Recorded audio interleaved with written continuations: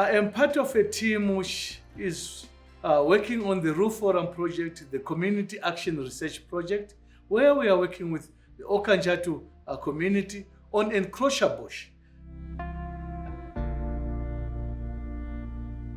Our contribution is to assist the livestock farmers in Okanjatu who predominantly keep cattle, goats and sheep as their livestock resources, which gives them income on an annual basis. They also give them a number of food products, meat and processed milk products.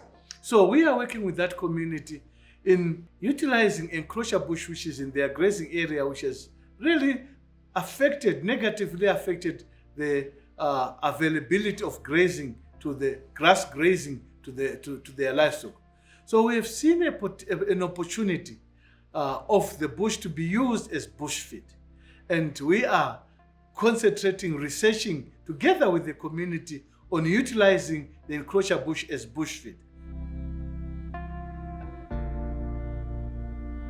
We are looking at conservation strategies of the bush because the bush is very abundant during the rainy season and limited during the dry season. So when we have sufficient grazing, we need then to conserve the bush for dry season feeding when our quality of our grazing is low and the bush can be used as a supplement. So we are looking at conservation of the bushes.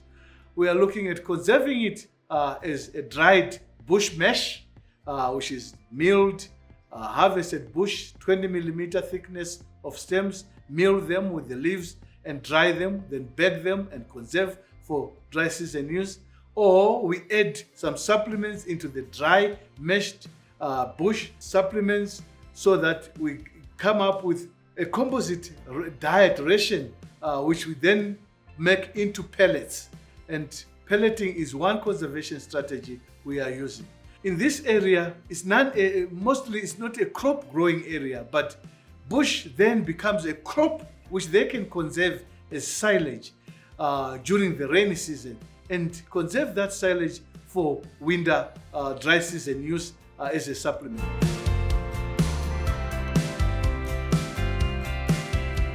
We have then moved on to feed livestock on some of the conserved bush.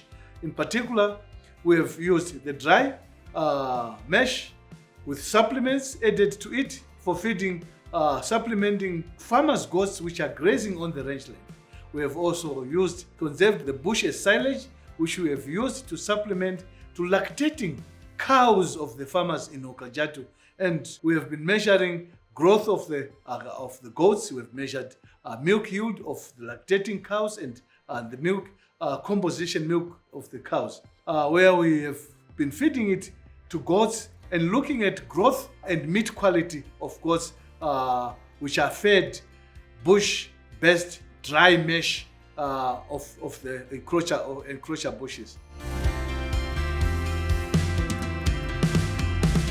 This is all to help farmers reduce costs of bought-in feeds, which are quite expensive and also may not be accessible to all farmers. So communities are being trained in all these processes of making the bush, making the rations and feeding through this project. And we hope that will make a greater contribution and a sustainable utilization of the bush in the area.